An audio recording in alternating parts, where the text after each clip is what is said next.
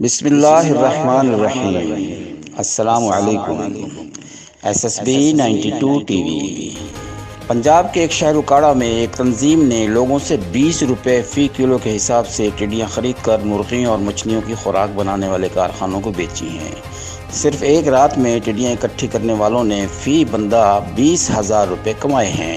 اگر حساب لگائیں تو ایک بندہ 30 دنوں میں تقریباً 6 لاکھ روپے کما سکتا ہے۔ ٹڈی صرف دن کو پرواز کرتی ہے۔ رات کے وقت یہ درختوں یا زمین پر جھنڈ کی شکل میں اکٹھا ہو جاتی ہیں اور بے حس اور بے حرکت پڑی ہوتی ہیں، لہٰذا اسے پکڑ کر تھیلوں میں اکٹھا کرنا بہت ہی آسان ہے۔ ذرائع کے مطابق پاکستان امریکہ سے سویابین درآمد کرتا ہے، جس کا تیل نکالنے کے بعد اس کا بھس مرغیوں کی خوراک بنانے والی کمپنیاں خریدتی ہیں۔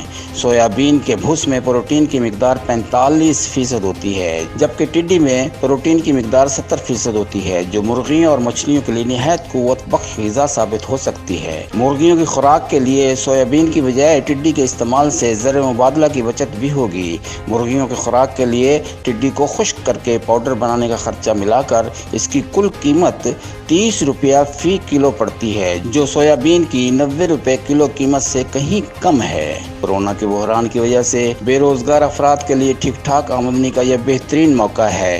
اس سے معیشت کو بھی سہارا ملے گا اور لوگوں کو روزگار بھی میسر ہوگا، فصلیں بھی نقصان سے بچیں گی، زر مبادلہ کی بچت بھی ہوگی، پولٹری فیڈ بنانے والوں کو سستا خام مال میسر ہوگا۔ ٹڈی کو تلف کرنے کے لیے حکومت کو کیڑے مار کیمیکلز اسپرے کے اخراجات بچانے میں مدد ملے گی اور ماحول بھی اس زہریلے کیمیکلز کے اثرات سے محفوظ رہے گا۔ حکومت کو چاہیے کہ فوری طور پر اس منصوبے کو ضلعی انتظامیہ کی مدد سے نافذ کرے تاکہ اس سے فائدہ حاصل کیا جا سکے۔ ٹڈی دل بھی کیا یاد کرے گی کہ کس قوم کے ہتھے چڑھ گئی ہوں۔ ایک تو یہ قوم بے روزگار، اوپر سے لاک ڈاؤن کی وجہ سے بفری ہوئی، جو اب ٹڈی دل کے پیچھے پڑ گئی ہے۔ ٹڈی دل کو فصلیں کھانے کی بجائے اپنی جان بچانے کی فکر پڑ گئی ہے۔ SSB 92 T V. نئے شامل ہونے والے دوستوں کو اگر ویڈیو پسند آئے تو سبسکرائب اور لائک کریں اور گھنٹی کے نشان کو ضرور دبا دیں۔ شکریہ۔